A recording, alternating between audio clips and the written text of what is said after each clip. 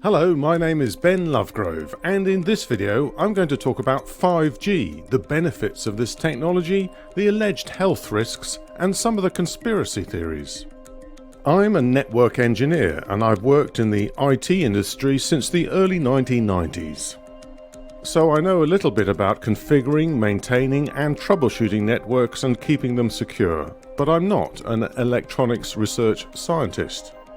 Like you, I rely on the information provided by others on this subject, and if you've delved into it yourself, you've probably already found out that there are plenty of opinions and rumours.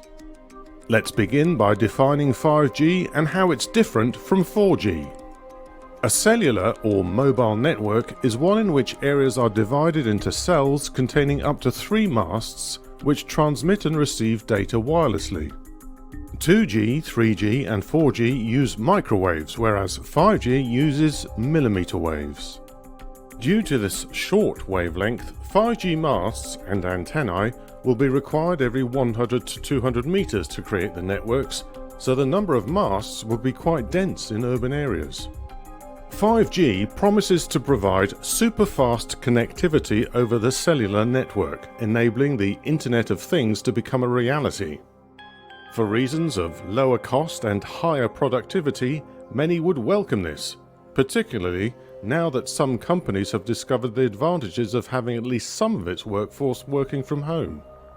With 5G, you could have faster connectivity than your home broadband, and certainly a lot faster than 4G.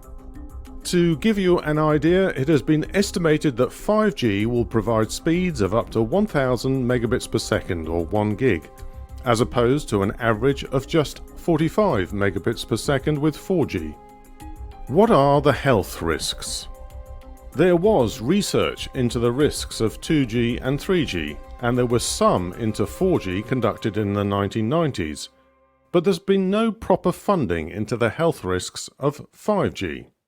The conclusion of some of that earlier research is that there could be some risk of wireless radiation, that's 450 to 3800 MHz and 24 to 80 GHz in 5G, being carcinogenic, according to the International Agency for Research on Cancer, but that further research is needed.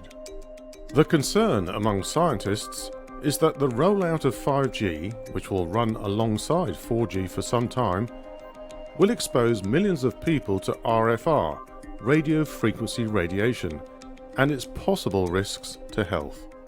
An article in the Scientific American blog published in October 2019 entitled "We Have No Reason to Believe 5G is Safe" quotes from the International EMF Scientist Appeal.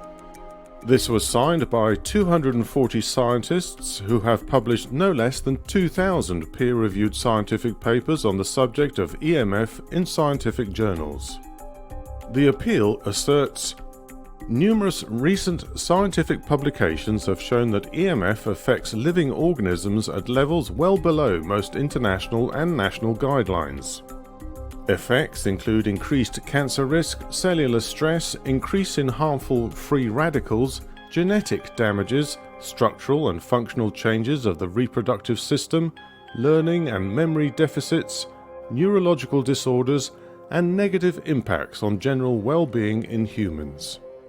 Damage goes well beyond the human race, as there is growing evidence of harmful effects to both plant and animal life." Wow! Before you go and set fire to the nearest 5G mast, let's review that statement in context of all the other risks we take each day. There are risks that we can mitigate in some way, and there are others which perhaps we can do little about, but with which we live because they are outweighed by the advantages. The chances are that you're a regular user of a cell phone and Wi-Fi networks. If someone told you that peer-reviewed scientific papers confirmed that there is a risk to your health by being so, would you stop? Probably not. Like millions of others, you would continue to live with a risk because you want and enjoy all the advantages of a super-fast network. However, it is vitally important that more research is done in order to determine the level of risk from RFR. We then might be able to mitigate any risks, protecting both humans and the natural environment. What are the conspiracy theories? With such statements like the one above, it's easy to see how conspiracy theorists can extrapolate the evidence out into something far more sinister, a process often called joining the dots or putting two and two together. Of course, some conspiracy theories turn out to be true, but if a person is right about one theory, it doesn't follow that they're right about all those they repeat. And it follows logically that if they're wrong about any, then it doesn't mean they're wrong about them all. Having said that, some of the theories that are being circulated with regard to 5G are so wacky that you have to wonder how those repeating them keep a straight face. Unless, of course, they are deliberately fear-mongering and spreading disinformation. One theory I heard being promoted in April 2020 was remarkable in its implications. The theorist started by pointing out the lack of research into the health risks of 5G, which, as we've seen, is a true concern. But then he goes on to link the rollout of 5G with a coronavirus pandemic. He claims that 5G masts are being secretly installed while we're all at home during lockdown. He goes on to claim that 5G is being used to suck the oxygen out of the atmosphere. During an interview, he said, "It can be done in a very small area. You can target an old people's home and you can take the oxygen out with 5G and people will die, and you'll say COVID-19. The fact that the video of this interview was deleted by YouTube only added fuel to the fire and gave him more ammunition, claiming it was censorship by the shadowy corporations. Maybe, or maybe they just don't like people using their platform to promote fear and distress using bizarre conspiracy theories and fake news. Another theory is the Chinese government, using the company Huawei, will use the 5G network to spy on the West and take control of our IT infrastructure.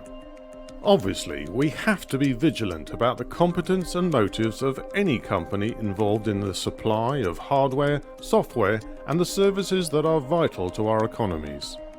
But I think we should have more faith in our own cybersecurity experts, engineers, and others who keep watch over our networks. In conclusion then, yes, more research into the health risks to humans from 5G networks needs to be carried out as soon as possible. No, I don't think 5G is going to be used as a weapon or for mind control.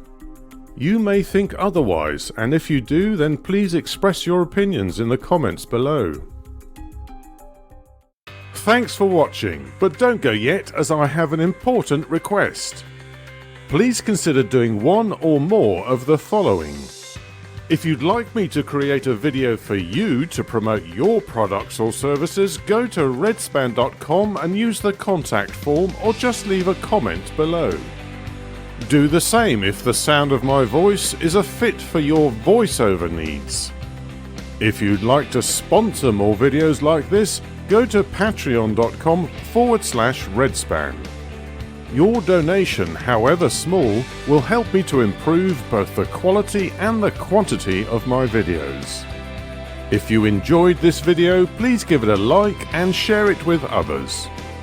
If you have any opinions, questions, or feedback, please post a comment.